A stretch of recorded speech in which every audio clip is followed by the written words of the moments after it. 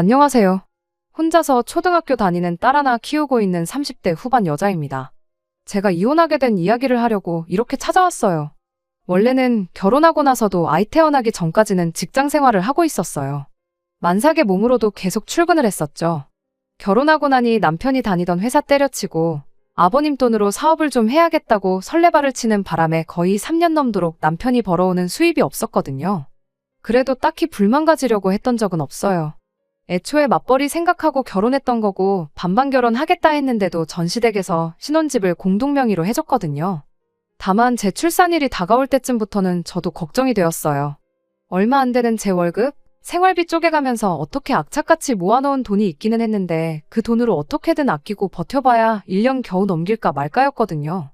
결혼 전에 시댁에서 집을 해주면서 제가 대신 결혼식 비용과 혼수를 다 하고도 제가 결혼 전에 모아놓은 돈 5천만 원이 비상금으로 있기는 있었어요. 처음부터 제가 반반 결혼하겠다고 했다 보니 남편도 그 돈의 존재를 알고 있었는데 그 돈은 미래에 태어날 우리 아이를 위해 쓰지 말고 아껴두자고 장기예금으로 묶어놓은 상황이었죠.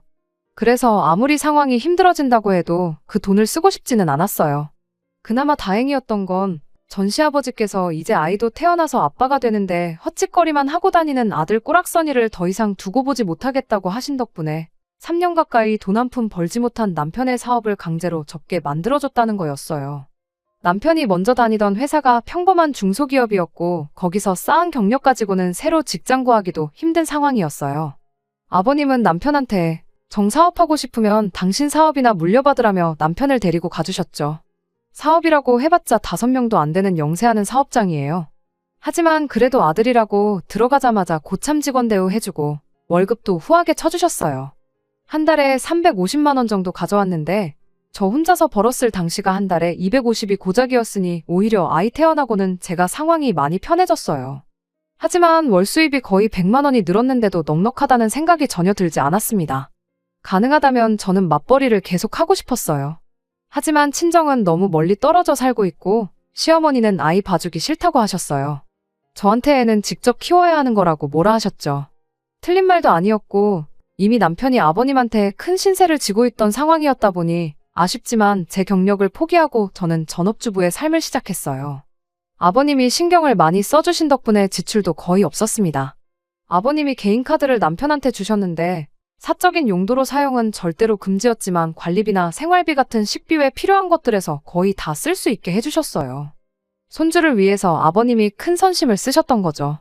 아무튼 그 덕에 지출이 거의 없다 보니 돈이 생각보다 훨씬 금방 모였습니다.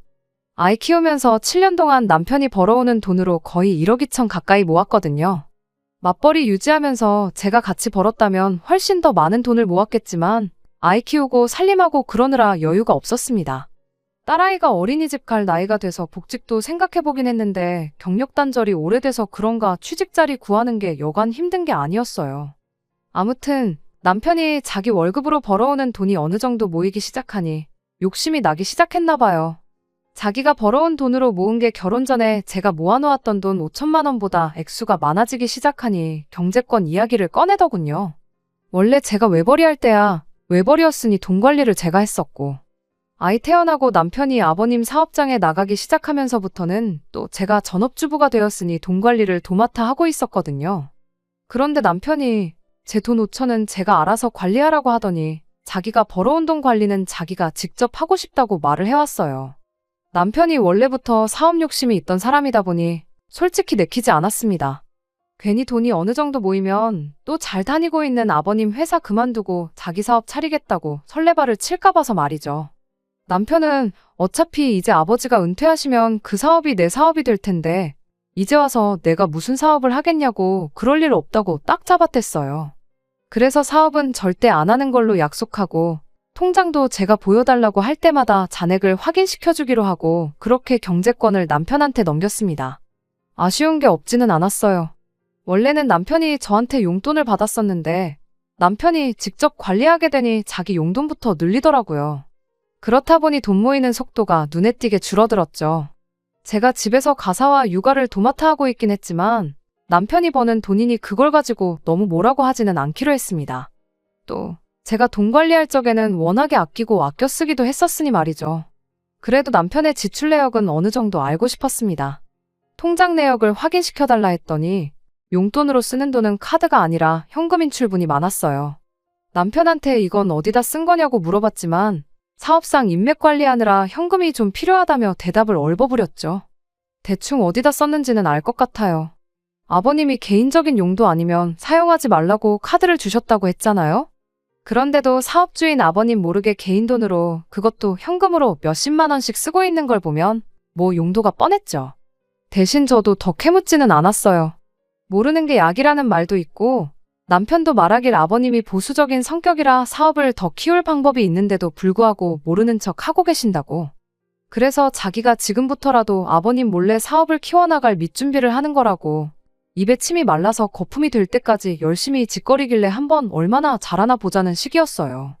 아무튼 모아놓은 돈 까먹는 것도 아니고 어쨌든 적당히 만족할 만한 금액을 꾸준히 저축해주고 있는 모습을 보여줬었으니 그땐 저도 그 말을 믿었습니다.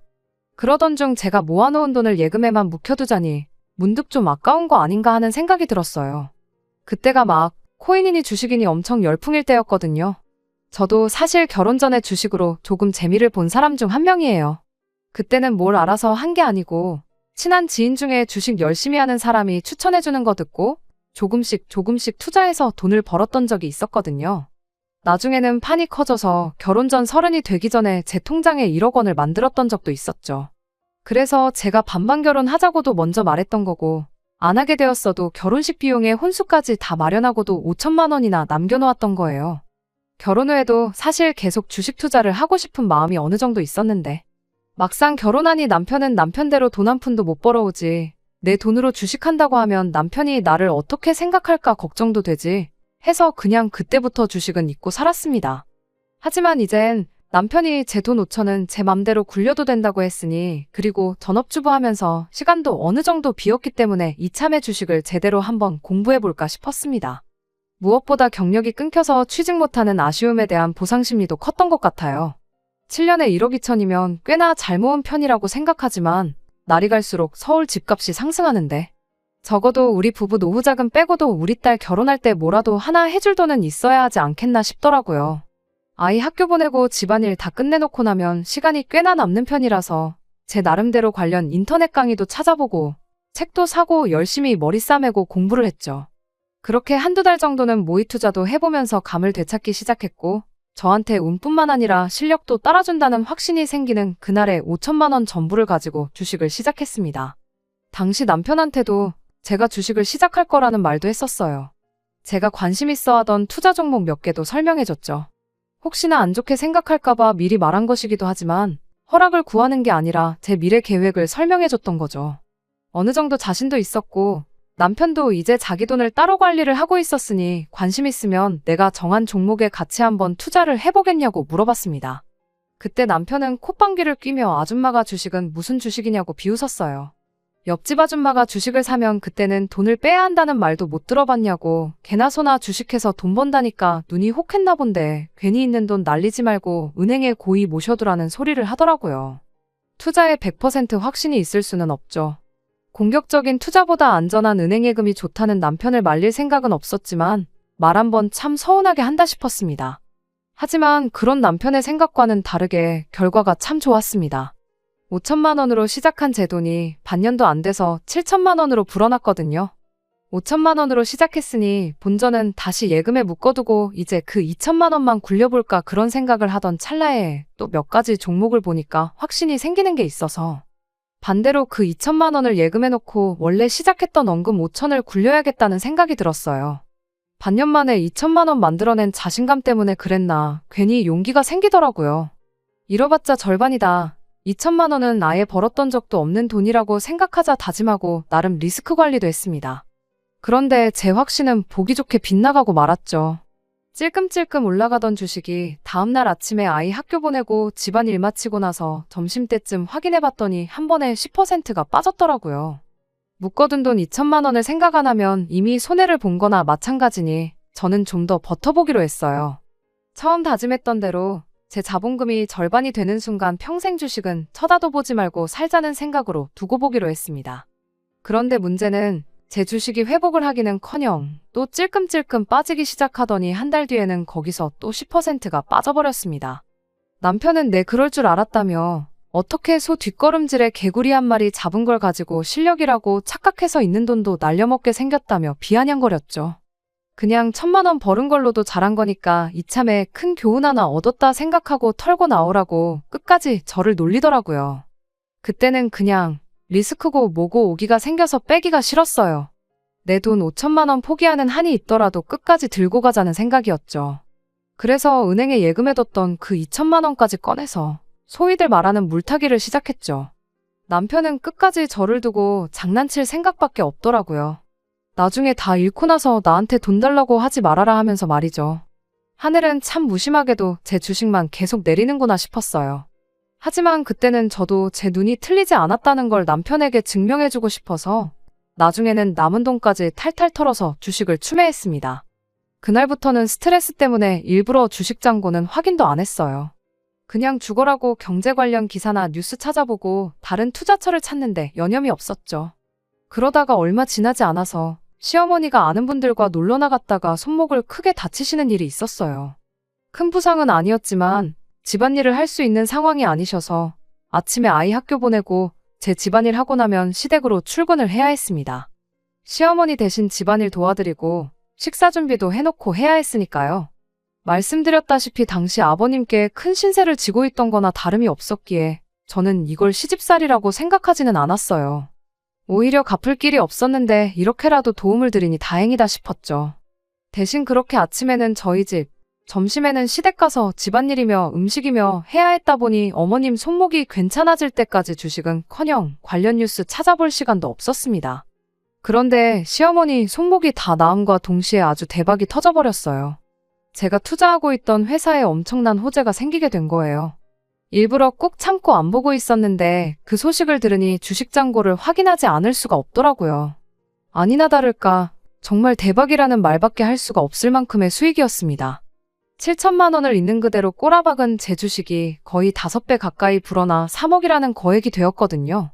그때는 저도 더 욕심부리면 안 되겠다 싶어서 그냥 털고 나왔어요. 여담이긴 하지만 그때부터 계속 쥐고 있었다면 지금은 거의 7억 정도 되는 거액이라는 게 아쉽긴 하네요. 하지만 그때는 그게 최선의 선택이었으니 후회는 없어요. 이미 수익은 낼 만큼 냈으니까요. 정말 스스로도 대견스러우면서도 놀라웠죠. 저희가 7년 동안 끔찍하게 모아서 1억 2천을 모았는데 저는 거의 1년 조금 넘는 기간에 그 2배 이상을 만들어냈으니까요. 월급 200원짜리 받던 나도 이렇게 큰 돈을 벌 수 있었구나 하는 성취감도 들었고 아직 많이 모자라긴 하지만 이젠 이걸 자본 삼아 부동산 쪽으로 투자를 하면 적어도 우리 딸 하고 싶은 공부가 있으면 유학을 보내주던 아니면 결혼할 때 떡 하니 집 한 채를 사주던 해줄 수 있는 건 다 해줄 수 있겠구나 싶었습니다. 그 와중에 남편은 그 큰 돈을 벌었다는데도 전혀 기뻐하는 반응을 보이지 않았습니다. 오히려 얼굴에 그늘이 가득했죠. 응당 기뻐해야 할 소식에 조금도 밝은 표정을 보이지 않는 남편을 보니 괜히 걱정이 되기 시작했어요. 혹시 직장에서 무슨 일이 있었나, 아버님 몰래 사업 키운다고 뒷공작하고 있던 게 잘 안 된 건가 싶어서 같은 회사에서 저만큼 남편과 시간을 오래 보내는 게 아버님이었기에 혹시나 싶어 시아버지께 전화를 해봤어요. 그런데 오히려 아버님은 저한테 묻고 싶었다고 하더라고요. 집에 무슨 일이라도 있냐며. 지난 몇 달 동안 남편이 회사에서 핸드폰만 쳐다보고 도무지 일에 집중 안 하고 생각이 딴 데가 있는 것 같다고요. 제가 손목 다친 어머님 대신 시댁 찾아와 일해주고 하는 걸 보면 저희 둘 사이에 무슨 문제는 없는 것 같아 보이는데 고민이 엄청 많아 보이고 직원들하고 말도 거의 안 섞는다더라고요. 처음엔 핸드폰만 보고 있길래 저랑 뭐 톡으로 싸우는 건가 싶으셨다네요. 그래서 그날 저녁에 남편한테 단도직입적으로 물어봤어요. 요즘 무슨 근심이 있어 보이는 것 같은데 무슨 일이냐고. 내가 도와줄 수 있는 건 기꺼이 도와주겠다고요. 그제서야 남편이 조심스레 말을 꺼내더라고요. 제가 주식으로 돈 번 거 보니까 자기도 코인을 좀 했다고요. 지금 생각해보니 그 와중에도 자기 욕심에 코인한 걸 가지고 저 때문에 시작했다고 하니 어이가 없네요. 아무튼 그때는 코인을 했다길래 저는 용돈벌이 삼아 조금 했는 줄 알았죠. 워낙에도 투자 리스크를 겁내던 사람이었으니 말이죠. 손실이 나도 푼돈나 불행이일 줄로만 생각했습니다. 그런 거 가지고 왜 그러냐고, 내가 3억이나 벌었지 않느냐고 그 정도 손실은 그냥 좋은 공부했다 생각하라고 했습니다. 그런데 문제는 그냥 교훈으로 삼기엔 그냥 넘어갈 만한 액수가 아니더라고요. 처음에는 푼돈으로 시작한 게 맞답니다. 그런데 정말 1시간 사이에 100만 원 가지고 120만 원을 만들었다고 하더라고요. 그때부터 조금씩 투자금을 늘렸는데 사면 사는 대로 돈이 마구마구 불어났답니다. 그러고 나니 욕심이 생겨서 자기 돈 1억 2천을 전부 때려 넣었는데 몇 달 사이에 그 돈을 싹 다 날려버렸다네요. 요즘도 말이 많은 스캠 코인에 당했다는 거예요. 1억 2천만 날렸으면 참 다행이게요. 아버님 몰래 사업 확장하겠다고 알게 된 인맥들한테 돈을 빌려서 2억으로 그 돈을 메꾸겠다고 코인 데이 트레이딩을 시작했다는 거예요. 오르는 종목이 있으면 사서 조금만 먹고 빼고 하는 식으로 돈을 불릴 생각이었다네요. 시작했을 때 돈을 그렇게 벌었으니 하루에 1%만 벌어도 2달이면 손실을 다 메꾸겠다 싶었답니다. 그래서 그동안 회사에서 핸드폰만 죽어라고 쳐다보고 있었던 거죠. 그런데 그렇게 하루에 1%씩 돈을 벌 방법이 있으면 세상에 돈 없는 사람이 어디 있겠어요. 결국 지금 그 돈마저 반타작이 나서 1억 조금 안 되게 남아있다는 거예요. 저희 돈 1억 2천 날린 건 둘째치고 거기에 빚까지 1억 손실이 생겼으니 남편 입장에선 하루하루가 소위 똥줄 타는 상황이었던 거죠. 제가 도와준다고 했으니 이실 찍고 하는 거라면서 지금이라도 1억 남아있는 거 뺄 테니 저보고 1억을 메꿔달라고 뻔뻔하게 부탁을 해오더군요. 그 말을 듣는데 정말이지 하늘이 무너지는 느낌이라는 말을 이때 쓰는 거구나 싶더라고요. 제가 3억을 벌면 뭐해요? 날린 돈 1억 2천에 갚을 돈 1억까지 하면 제 본전 5천만 원을 제하면 얼마 되지도 않았고 돈도 돈이겠지만 1억 2천 날린 상황에 남한테 돈까지 빌려다가 코인을 하는 사람이 제정신인가 싶더라고요. 당신 지금 제정신이냐고 제가 소리를 질렀더니 왜 도와준다고 해놓고 화를 내냐며 오히려 저한테 화를 내더군요. 이럴 때일수록 부부가 힘을 합쳐야지 않겠냐며 제가 그 돈을 대신 갚아줘야 하는 이유를 설명하길래 정신 차리라고 남편 뺨 한 대 올려붙이고 저는 아이방 가서 같이 잤어요. 그날부터 남편은 저한테 더 이상 남편이 아니었습니다. 솔직히 사람 취급도 해주기 싫었어요. 그리고 그때 이혼을 해야 하나 말아야 하나 그런 고민을 하기 시작했죠. 아이가 괜히 엄마 아빠 싸우는 모습 보고 불안해할까봐 딱 필요한 만큼의 대화만 하고 남편을 상대도 해주지 않고 지냈습니다. 그랬더니 며칠 뒤에 퇴근한 남편이 집에 시어머니를 모시고 왔더라고요. 그런데 시어머니가 우리 딸아이가 보고 있건 말건 그런 건 상관도 안 하고 제 뺨부터 한 대 올려붙이시대요. 그동안 남편 덕분에 집에서 애나 키우면서 편하게 먹고 산 건 생각 안 하고 남편이 돈 얼마 잃었다고 마누라가 돼서 뺨부터 올려붙이는 게 맞는 거냐면서요. 남편이 뭐 혼자 잘 먹고 잘 살겠다고 그 돈을 투자했겠냐고. 다 이게 제가 남편한테 돈돈거리면서 딸아이 집 한 채 해줘야 한다 부담 줘서 그렇게 된 거 아니냐고. 이제는 시어머니까지 이 문제를 제 탓으로 몰고 갔습니다. 시아버지 이야기까지 꺼내면서요. 아버님 사업이 뭐 시작했을 때부터 잘 된 줄 아냐고. 다 사람 삶에 우여곡절이 있는 거고 그걸 부부가 같이 견뎌냈으니까 지금 이렇게 잘 살고 있는 거라고 하면서 인생에 큰 교훈 얻었다고 생각하고 날려먹은 남편 돈 1억 2천은 그냥 없던 돈인 셈 칠하시더군요. 그리고 저도 주식 같은 거 이제 그만하랍니다. 돈 몇 푼 가지고 그렇게 유세를 떠니까 남편한테 큰 소리 치는 거 아니냐고. 유세 부리려고 돈 버는 거면 그딴 돈 필요 없으니까 괜히 남편 기죽게 만들어서 될 일도 안 되게 만들지 말고 여태껏 한 대로 남편을 떠받들고 살라더군요.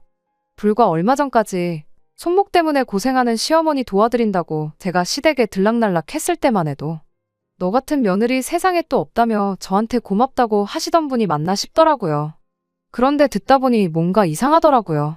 처음 싸움의 발단이 남편이 코인을 해서 1억 2천을 날린 것도 문제지만 사실 더 큰 문제는 그걸 2억이라는 거액의 빚까지 져가며 했다는 데 있었거든요. 그런데 자꾸 그 빚 이야기는 빼놓고 1억 2천 없던 돈인 셈 치라고만 말을 하시길래 제가 어머님한테 한마디 물어봤어요. 남편이 저 몰래 2억 빚까지 만들어서 거기서 1억 날린 것도 갚아달라는데 그건 알고 계시냐고요. 시어머니는 제 말을 듣더니 흠칫하고 놀라더라고요. 반응을 보아하니 남편이 자기 유리하게 저한테 뺨 맞은 이야기만 했던 것 같고 정작 중요한 사실은 말을 안 했던 거죠. 하지만 당황한 것도 잠시 시어머니는 돈보다는 사람이 우선이라며 어차피 앞으로 남편이 아버님 사업 물려받게 되면 돈도 지금보다 더 많이 벌어올 거 모르냐고 저한테 다시 큰 소리를 치더군요. 그때 이제 제가 무슨 소리를 한들 이 집에 내 편은 없구나 싶었어요. 제가 시어머니 다쳤을 때 잘한 것도 어떻게 보면 남편 덕에 제가 편하게 먹고 사는 거니 그 정도는 당연히 해야 하는 거라 생각하셨던 거고 고맙다는 말도 제가 남편 기 살려줄 때나 인사치레로 해주는 거였구나 싶더라고요. 그래서 저도 그동안 고민만 하고 있던 말을 입 밖에 꺼내줬어요. 남편이 기 안 죽고 당당하게 살아갈 수 있도록 제가 이혼해주겠다고요. 시어머니는 제 이혼 이야기를 듣고도 아주 이젠 할 게 없어서 이혼 가지고 시험이 협박질을 하냐며 이혼할 테면 하라고 큰 소리를 치시더라고요. 이혼하지 말라고 허락 안 해줘도 할 생각이었다고 남편 앞으로 생긴 빚 1억은 어떻게 한번 잘 갚아보시라 말하고 했더니 그제서야 시어머니도 남편도 제가 진심이라는 걸 알게 된 건지 갑자기 조용해지더라고요. 그러지 말고 온 가족이 머리를 맞대고 좋은 방법을 찾아보자면서요. 뭐 별거 있나요? 주식으로 돈 편하게 벌었으니 그 돈으로 갚아줘라 그딴 소리나 하겠거니 싶어서 차키만 뺏어서 친정으로 향했습니다. 애 학교는 보내야 하니까 차는 가져가겠다 하니 아무 말도 못하더라고요. 제가 기어이 아이 데리고 친정으로 향하고 나니 그때부터 시어머니한테 전화기에 불이 날 정도로 연락이 왔어요. 그제서야 시어머니도 현실을 깨달으신 것 같더라고요. 하지만 저는 아랑곳하지 않고 선언한 대로 이혼 서류 작성해서 집으로 보내고 착실히 이혼 준비를 시작했지요. 나중에 가서는 시어머니가 양육권 가지고 앞으로 애는 볼 생각 말라고 생트집까지 잡았는데 막상 이혼이 확실시되니까 남편도 현실을 깨달은 건지 아무 말 없이 양육권을 저에게 넘겼네요. 제일 걱정했던 게 아무래도 재산 분할이었어요. 이혼은 이혼대로 하는데 제 돈은 돈대로 줘야 할까 봐서요. 그 돈이면 남편 빚은 갚을 수 있었을 테니 말이에요. 그런데 혼인기간도 길었고 또 제가 외벌이로 신혼 초기에 돈을 벌어왔던 점, 그리고 가사와 육아를 저 혼자 도맡아 했던 거에 더불어 그간 모아놓은 돈을 남편이 전부 날려먹은 것까지 전부 기여도가 참작이 되어서 시아버지가 사준 집이었지만 집 또한 재산분할 대상에 포함되는 바람에 제 걱정과는 다르게 저한테는 되려 이득이었어요. 얼마 전에 시아버지한테 연락이 왔었습니다. 남편 빚은 집 팔아 갚았고 당신이 땡전 한 푼 도와주지 않았다고요.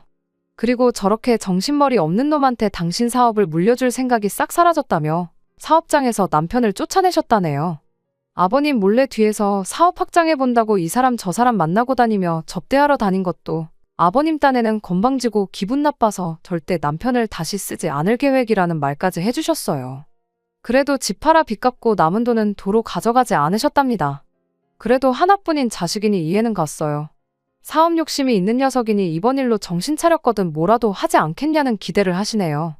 저야 뭐 이혼까지 한마당에 거기서 싫은 소리 하고 싶지도 않았고 그냥 잘 됐으면 좋겠네요 하고 대답해줬습니다. 통화 말미에는 아버님이 저한테 미안하다고 사과까지 해주셨어요. 자식 교육 제대로 못한 것도 미안하고 저같이 좋은 며느리를 어디서 또 얻겠냐며 그것도 아쉽다고 하시더라고요. 생각해보면 아버님한테는 신세를 많이 졌었죠. 시댁 식구 중에 유일한 정상인이기도 한 것 같네요. 그렇다고 제 이혼을 후회하지는 않아요. 제가 아버님 아들하고 결혼한 거지 아버님하고 한 건 아니니까요. 친정에서는 맘고생 많았다며 그냥 친정에서 아이랑 같이 5 식구가 같이 살자고 하시는데 저도 이제 제 스스로 제 인생 책임질 수 있는 자신이 있어서 괜찮다고 했습니다. 혼자 힘으로 아이 키우면서 사는 게 쉽지는 않겠지만 그래도 지금 제 수중에 있는 돈 다시 제대로 한번 굴려서 우리 딸 원하는 거 다 해줄 수 있는 그런 슈퍼맘이 돼보려고요. 끝까지 들어주셔서 감사합니다. 오늘의 사연은 여기까지입니다. 구독과 좋아요, 알람 설정 부탁드리고 더 좋은 사연으로 다시 찾아뵙겠습니다. 감사합니다.